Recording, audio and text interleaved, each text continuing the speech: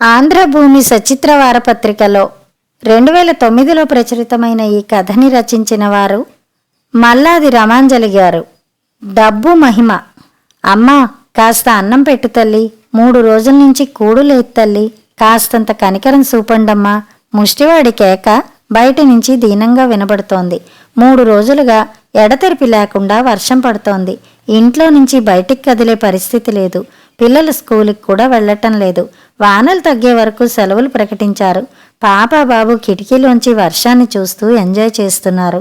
వర్షపు ధారలు చూస్తూ వేడివేడిగా మా ఆవిడ వండిపెట్టిన పకోడీలు తింటూ టీవీలో న్యూస్ చూస్తున్నాను.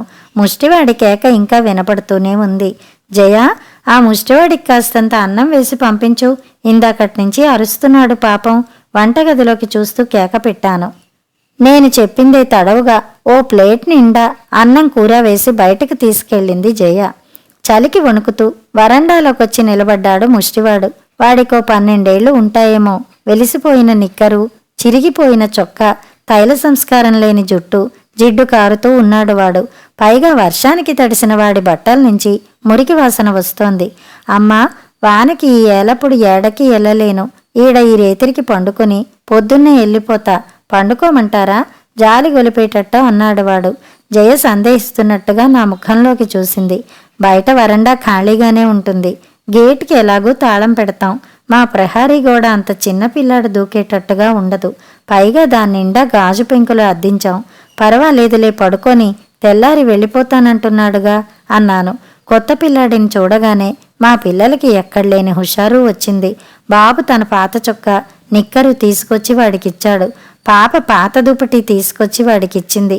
బట్టలు మార్చుకోగానే వాడికి ఎక్కడలేని నిద్ర వచ్చినట్టుంది. వెంటనే నేల మీద ఒరిగిపోయాడు.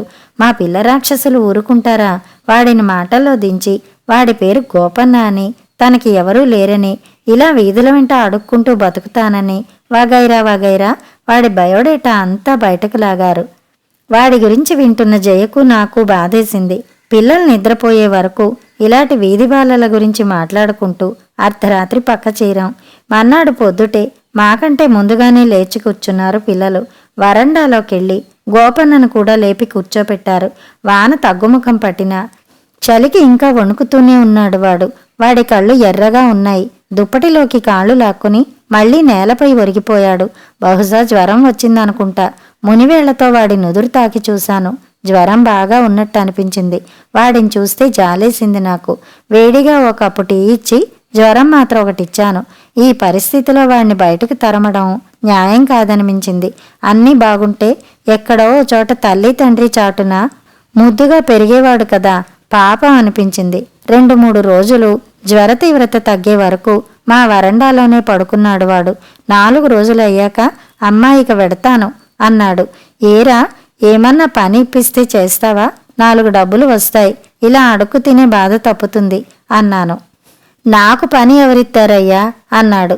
నమ్మకంగా చేస్తానంటే పని ఇప్పిస్తానన్నాను. సరేనన్నాడు వాడు.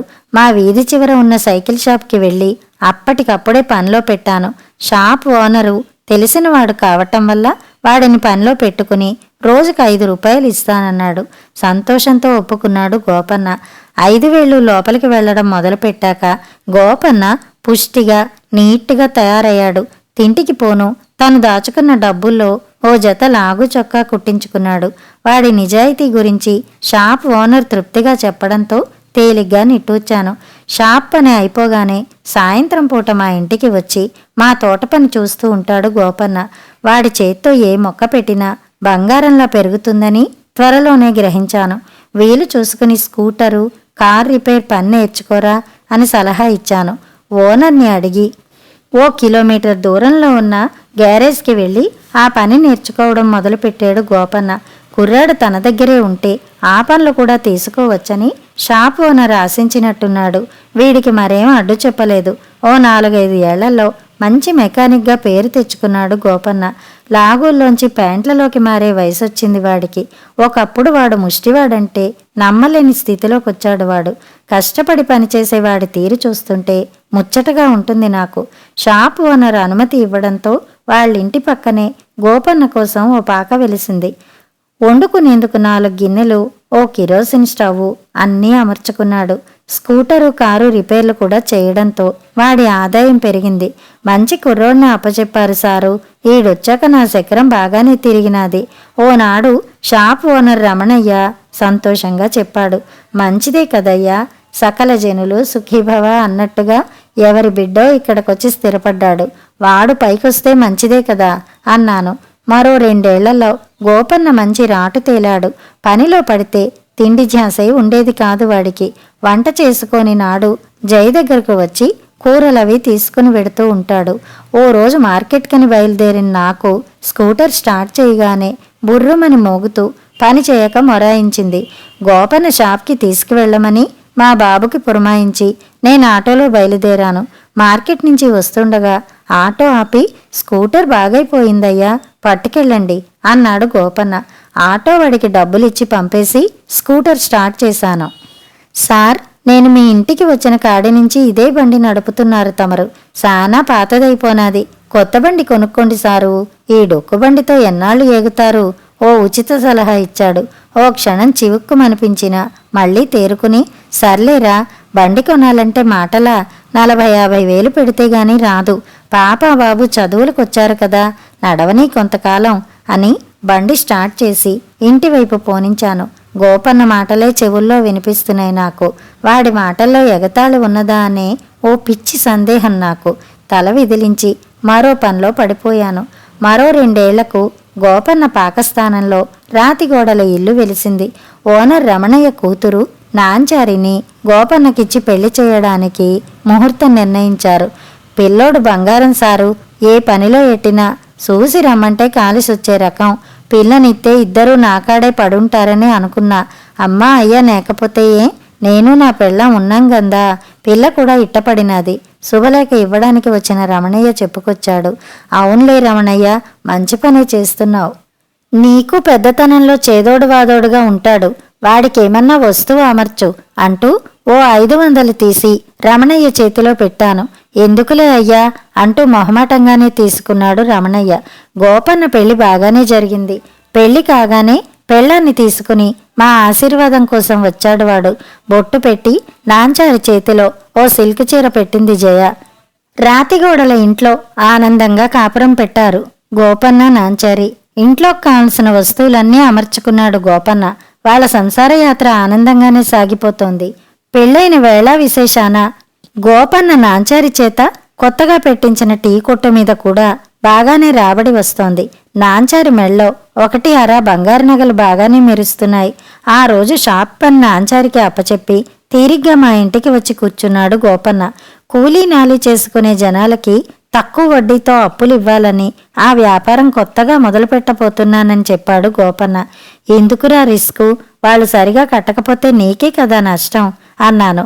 నష్టం ఏముంటుంది సారు, డబ్బు కట్టకపోతే వాళ్ళని బయటికి లాగి చెంబు తప్పేలా ఎత్తుకొత్తానంటూ దాదాగిరి మాటలు మొదలుపెట్టాడు గోపన్న. సంపాదనా దాహంతో వీడికి ఉచ్చం నీచం తెలియటం లేదా అనిపించిందో క్షణం. 12 ఏళ్ల పసి వయస్సులో మా వాకిట్లోకొచ్చిన వీడికి ఇప్పటి గోపన్నకి సహస్రం తేడా కనిపించింది నాకు. నిజాయితీగా సైకిల్ షాపులో పనిచేసుకునే గోపన్నని డబ్బు దాదాని చేస్తోందా అనే భయం నా వెన్నులో సన్నగా వణుకు తెప్పించింది. ఎందుకురా గోపన్న, షాప్ మీద నువ్వు సంపాదిస్తున్నావు, టీ కొట్టు మీద నీ పెళ్ళం సంపాదిస్తోంది. చాలదా నీకు? నీ మామ ఇల్లు నీది కాదా? నీవు ఉంటున్న ఇల్లు నీ కష్టార్జితం కాదా? 2 ఇళ్ళు 2 కొట్లు ఉన్నాయి, బతకడానికి అది చాలు.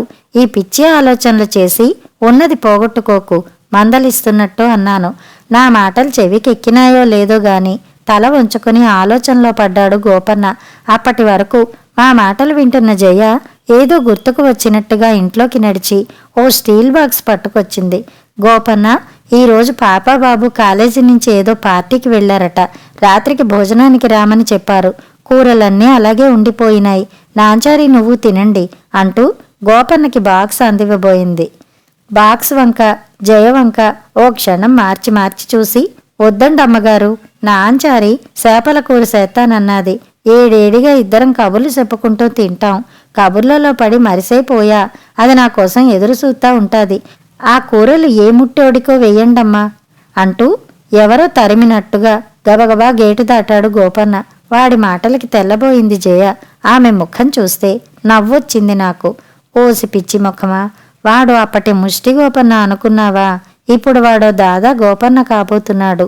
డబ్బు చూడనంత కాలం వాడో పిల్లి, డబ్బు చూశాక వాడో నరమాంసం రుచి చూడబోయే పులి. డబ్బు మనిషిని ఎన్ని కుప్పిగంతులైనా వేయిస్తుంది. ఈ ఆశ వాడిని అందలా నెక్కిస్తుందో అగాధంలోకి తోసేస్తుందో ఆ పైవాడే నిర్ణయిస్తాడు. పద, భోజనం చేద్దాం అంటూ జయన్ లోపలికి నడిపించాను. కథ సమాప్తం.